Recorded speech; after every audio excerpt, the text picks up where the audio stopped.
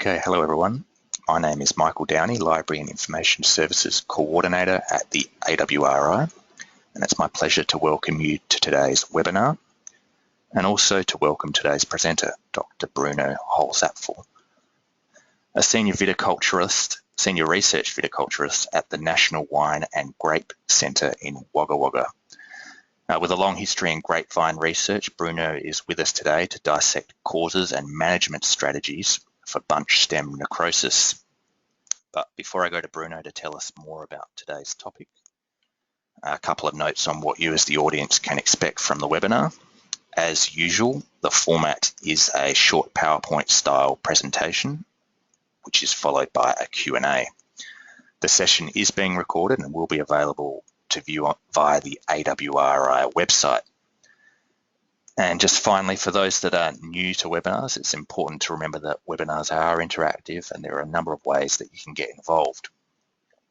To ask a question, please type into the questions section of your control panel in the bottom right corner of your screen. For those with access to a microphone, there's also the option of speaking directly with our presenter by clicking the raise hand button, which is located in the top left section of your control panel. And if you prefer to ask a question via email, please do so at infoservices@awri.com.au. Send through your questions at any time, and once we get to the Q&A, I'll forward as many questions through to Bruno as possible. And just finally, if you'd like to get involved through Twitter, please use the Twitter handle @_AWRI. Okay, that's enough for me. I'm now going to hand over to Bruno to get us started.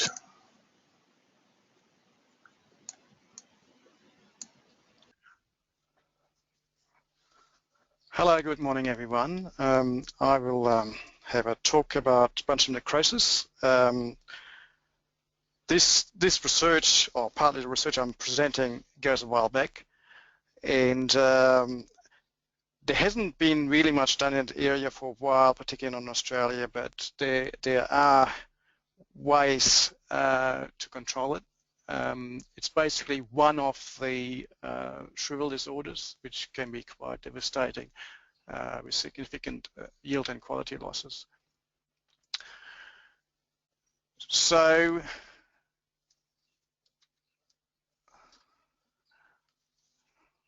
how they go?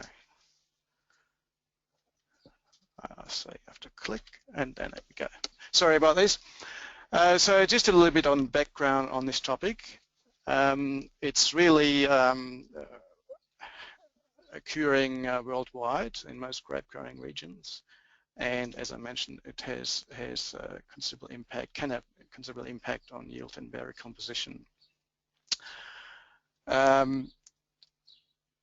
It's important physiological order, but it can also create entrance for other diseases like botrytis. It leads to dehydration of the berries, as other shrivel disorders like light shrivel, we know from Shiraz, for instance. It's still difficult to put a particular cause down to it, but it goes into the area of localized calcium magnesium deficiency type disorders, and commonly it can be controlled by calcium magnesium foliar fertiliser sprays, which are usually applied sort of before veraison and even a little bit after veraison, and that has been not always successful in all countries. And that's just to show you that disorders are not like this, are not just restricted to grape ones. We have tomato and drought here, and bitter pit in apples. The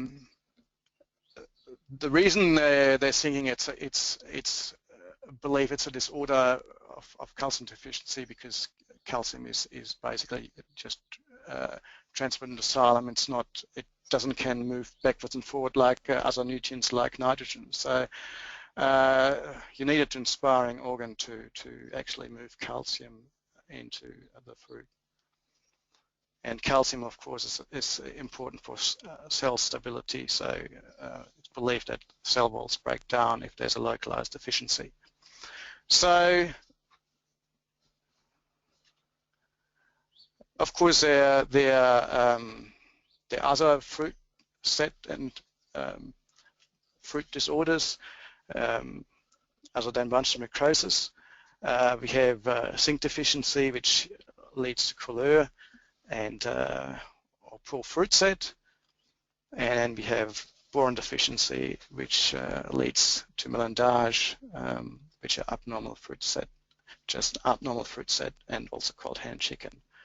And then more recently, we have seen molybdenum deficiencies, which relate also to poor fruit set, particularly on acid soils. So this is obviously a red Chasselas variety grown in Switzerland. So what usually happens is that Bunchstem appears late in the season. So even it's believed that the weather around bloom has a strong influence on the appearance later on. It really starts to be visible from veraison onwards, and then gets more severe until harvest.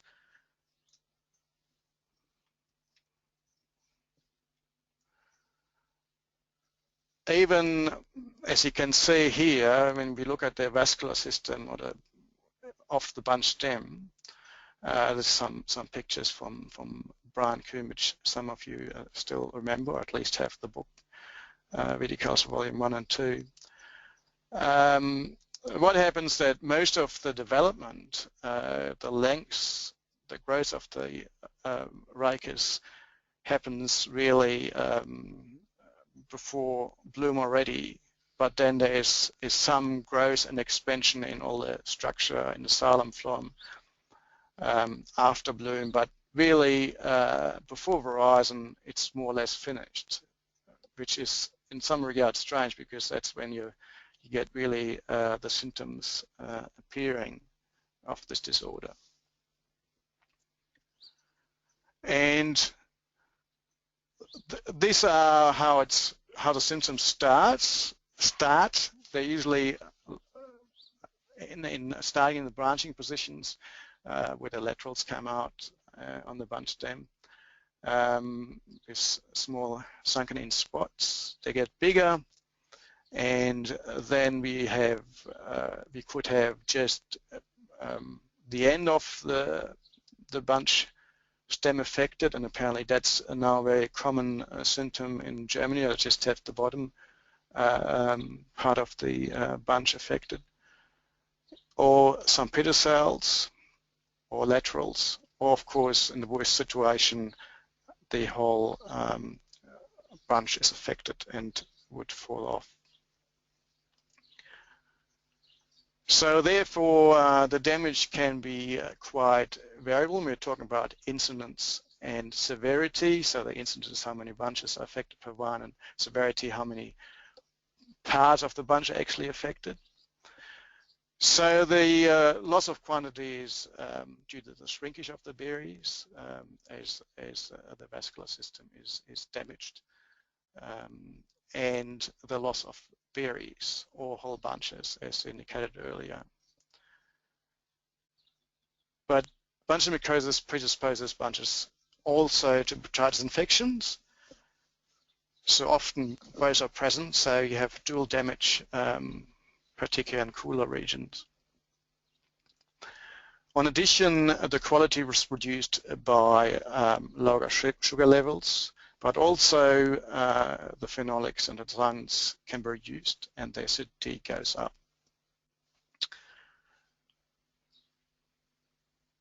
So generally there is quite a difference between genotypes. So some varieties are more sensitive than others, or if they're grown on different rootstocks, that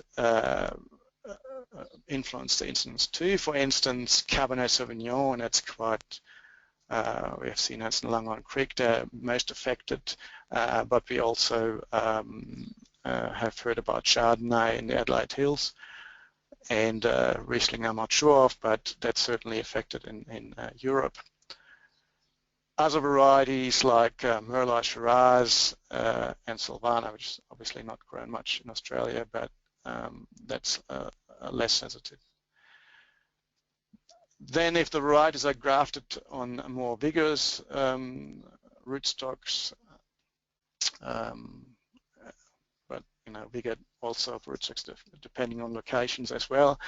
But the indications are from the literature, Cobra 5B and selection Oppenheimer 4 and Tillich 8B, for instance, show more, the variety is grafted on show more instance of this disorder, while Paulson 1103 and Schwartzman show less, which are meant to be less vigorous. Now there is not a particular cause, as I mentioned, but there has some strong indications what's responsible. It's multiple factors which come into it. Of course, there are the environmental effects, and that's usually often to do with weather around flowering, but also how the season progresses during berry maturation. What if there's a dry or wet period, how it changes.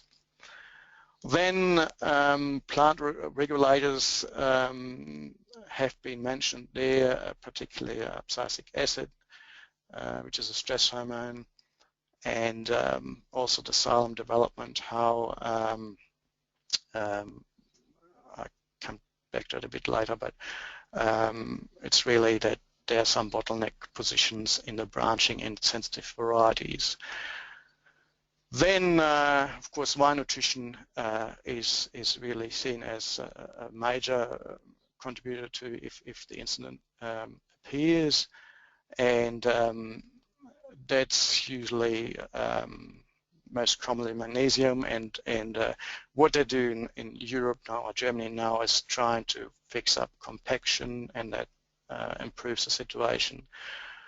So canopy growth and development, as I mentioned, how vigorous the vines plays a role, and also if you think about the competition early in spring between fruit set and shoot grows, for instance, or we also have shown that in this trial, which you see there in Langhorne Creek, that minimal print vines show a lot less than spool print vines of this disorder.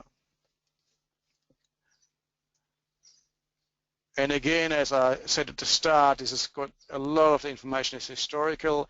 At the moment, it seems to be work going on berry shrivel, which comes with the same result, but it's different in respect that it seems to be just the berry affected, not the bunch stem. So that's why a lot of this is more historical.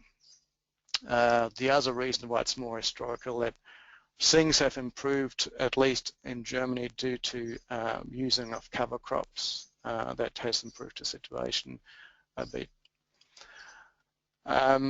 So what was usually consistent in this study, you see below, going back a few years, that low temperatures arise at flowering in Europe or 20 days before flowering in Australia.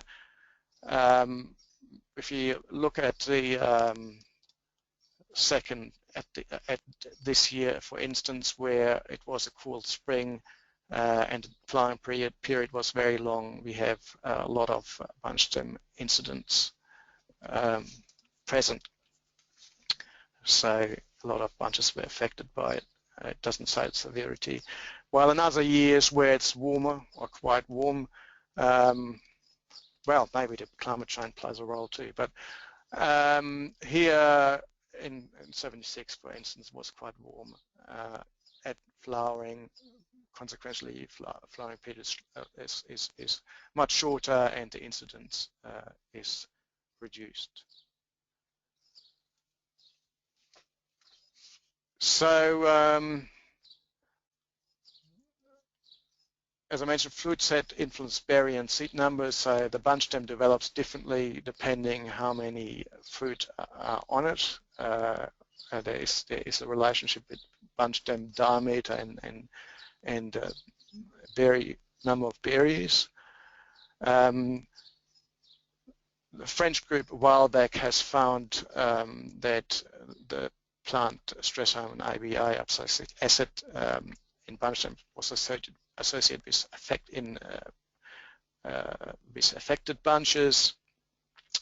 And then the story also now quite a few years back that varieties which show sensitivity have bottlenecks in their xylem in these branching conditions of the laterals, where you also see basically the first symptoms.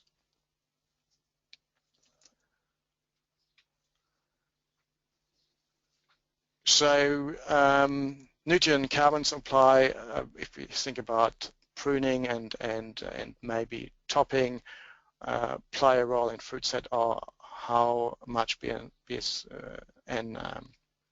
appears, and controlling vigour, and that's probably the most recent work on topic by Pickering, New Zealand.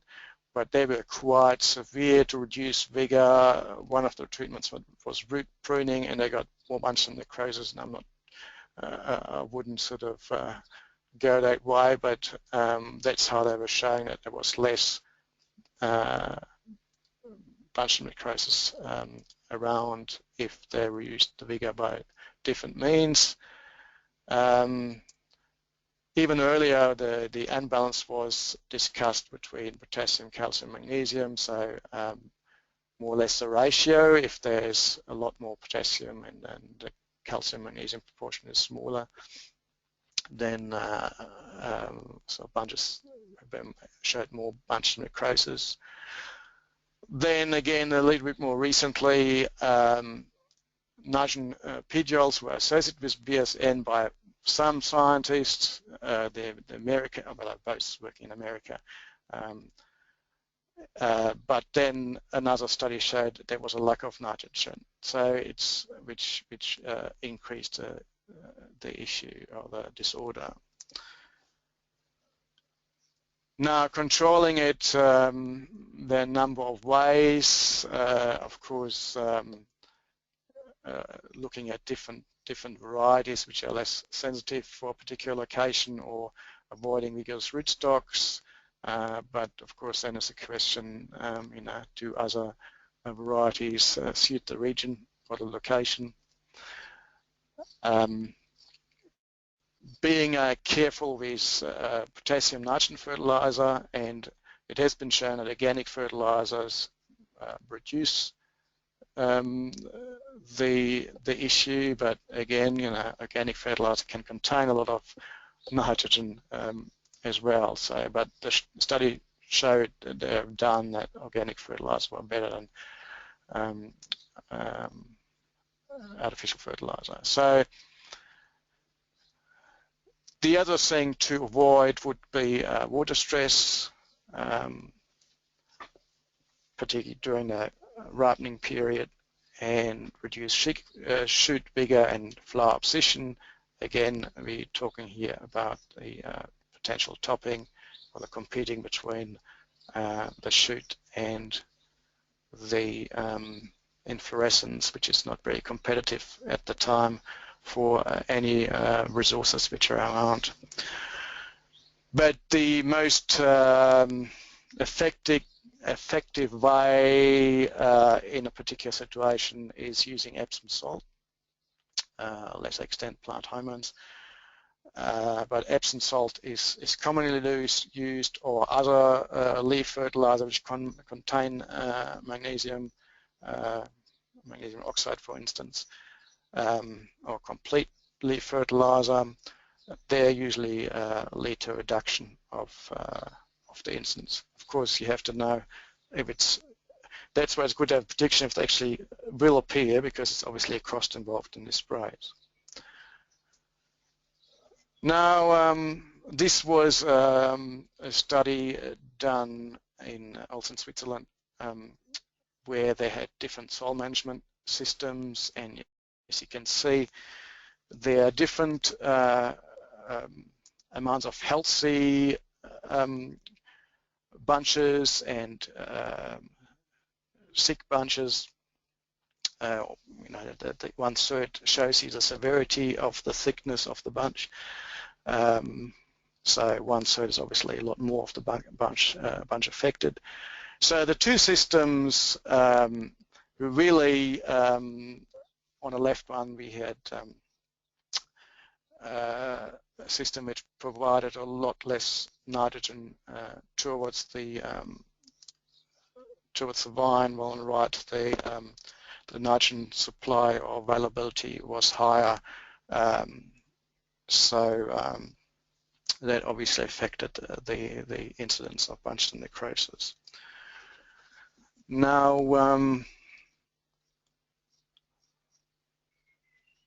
then to show you just an example of how much Bunchstem necrosis can be reduced.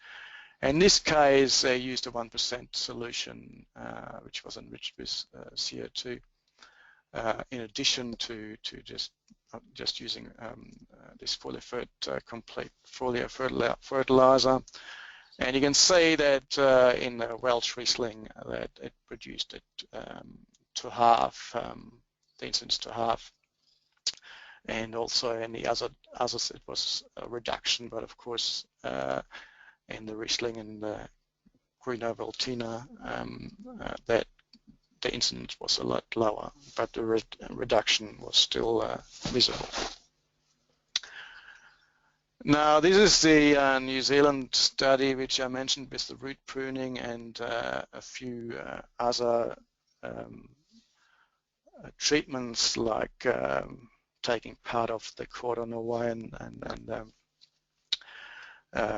changing the vigour around, and we have the leaf layers here in the incidence. So you're more vigorous they basically were, year higher was the incidence of Bunchstem necrosis at harvest, from just a few percent to up to over 25% or 20%. So in summary and conclusion, just briefly what I have talked about. As I said, there hasn't been much research going on in this area, because one of the issues with this, of course, is to study it, because one year it's nothing and the next year it could be very high. So it would require long-term studies, not just 3 years, because you might have 3 years with near to nothing. The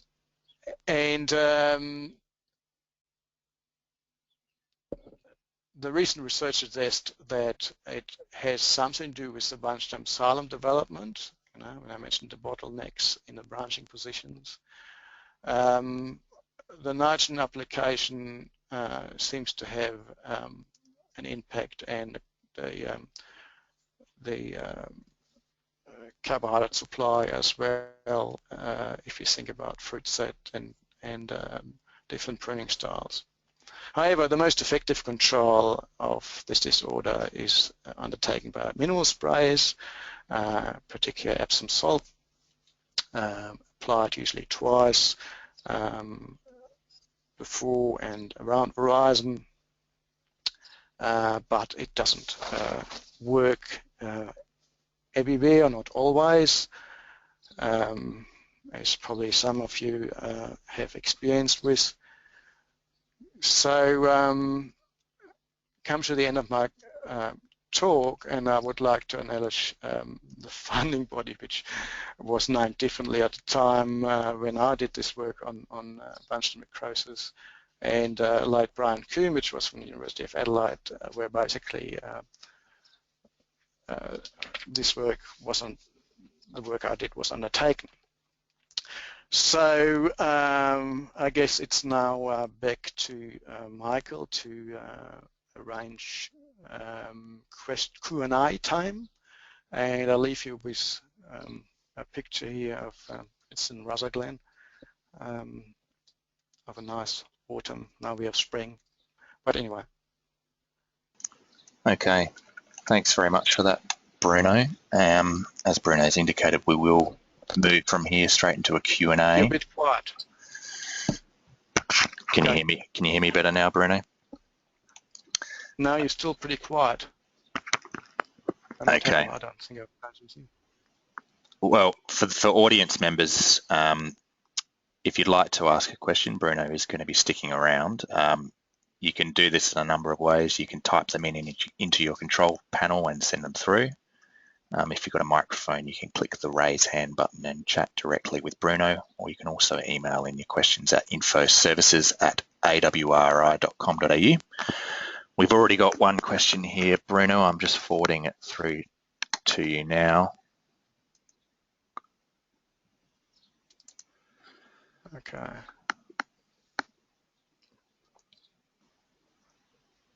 Sorry. Okay. The question is, could you make comment on the cause of flaccence necrosis or early Bunchstem necrosis in the variety like Canada and Muscat? Is this the same cause and effect of Bunchstem necrosis? Would the application of chloroquat actually further induce Bunchstem necrosis in this case? I'm not sure about the last part of the question. They're usually seen as unrelated, the two disorders. Early Bunchstem necrosis has also been related to carbon supply, poor carbon supply, but it's sort of seen as a different, even they have the same name, as a different disorder, and they're not really related what happens later.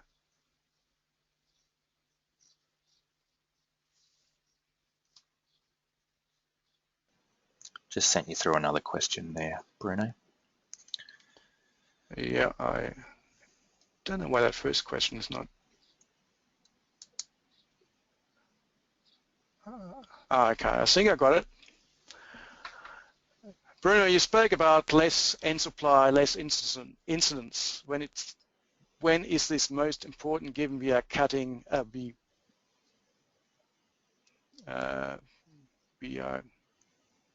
I guess I would be putting nitrogen out at various times of the growing season.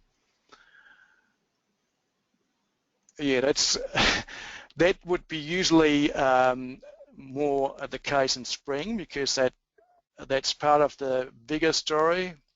A lot of, particularly where the studies were done in Europe, the real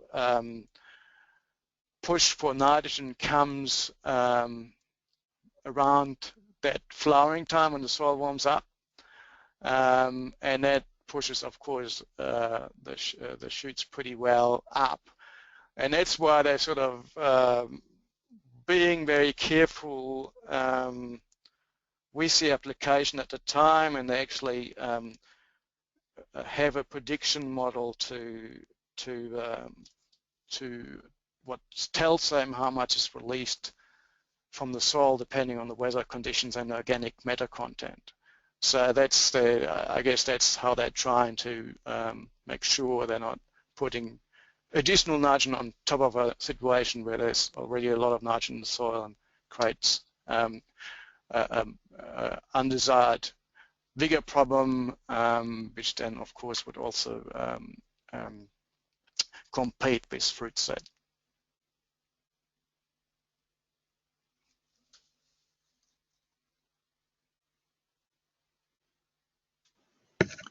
Another question there from Kath, Bruno. Okay, and there I got. Okay, I think that's the one. Does magnesium and calcium levels at 80% flowering give an indication of levels of BSN later in the season? As far as I know, they haven't made really a strong correlation. Is that a lot of the work was more the ratio of the calcium levels within the bunchstem, rather seeing a correlation with them. And it appears that if I remember this right from the literature, that there might have been some work on it. Maybe with nitrogen depth, they don't find a strong relationship between what happens to the PTL or Bunchstem, what the PTL nutrient levels with the Bunchstem nutrient levels. They're not quite that strongly related, but it's worth to have a look at, I guess. Okay, we might just go to Alana, who's click the raise hand button. Alana, did you have a question there for Bruno? Have you got a microphone over there?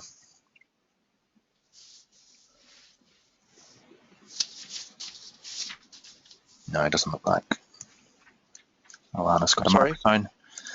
I'm just forwarding you another question here, Bruno, from Leonard.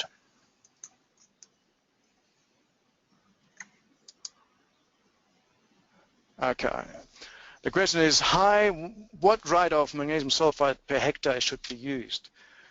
Well, I guess that's usually what they applied 2 or 4 times.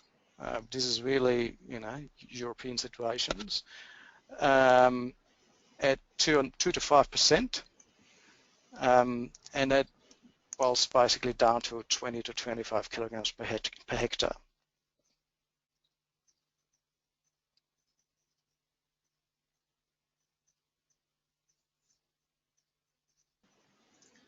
Another question there from Neil, Bruno.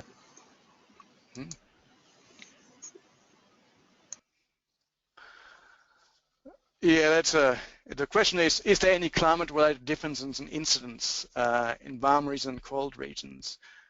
What I've heard when I gave this talk in Long Island Creek was that the actual issue in the hot climate was due to a heat event, and the causes probably are likely different between cold and warm regions, but it's generally more frequent in cold regions than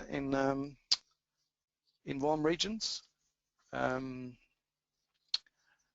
So yeah, I'm surprised to actually what I've heard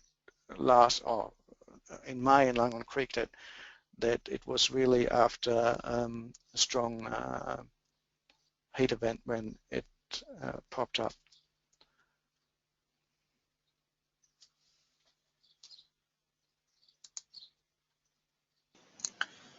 Another question, this time from Alana. Hey Bruno, can you elaborate on the issue of Bunchstem necrosis as it relates to soil compaction and cover cropping? I guess what they do in regard to compaction in Germany to reduce the incidence, then they use scarifier or a spade. I don't know what the correct English word is, a spade machine, which digs a bit deeper than a scarifier, so they go to 30 or 40 centimeters in depth and reduce the soil compaction. The cover cropping really came to Germany when I was still a student, and the effect there would be again more on the vigour situation, because they're rain-feed vineyards, so it will reduce the spring vigour by having a cover crop around that time.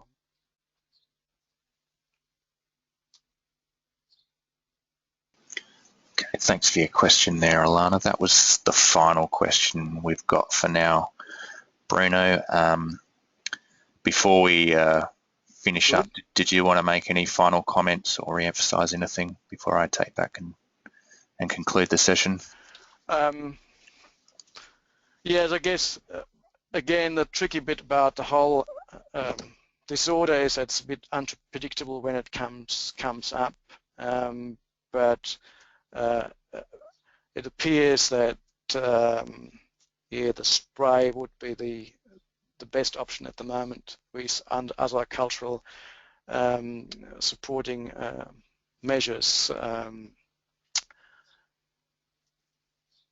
So I think I've finished there as a general view. A lot of the information you find in Europe, but unfortunately that they're of course on a different language. So, but there is a fair bit of information out there. Okay. Okay. Thanks for your final comments there, Bruno. Just going to pop you on mute. If you are after any further information around Bunchstem necrosis, feel free to contact the AWRI library and we can provide you with whatever research there is that is currently available.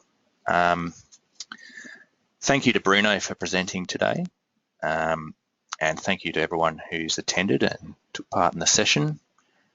For attendees, you'll receive a follow-up email with a link to the recording. It also contain a link to a survey. Next week's webinar will be presented by the AWRI's Richard Gore, and the topic is the murky side of winemaking, solid ferments, wine composition, and mouthfeel. If you haven't registered for this webinar and would like to do so, please visit the AWRI website. Once again, thank you for joining us today, and please do check out the AWRI's webinar program to register for future sessions.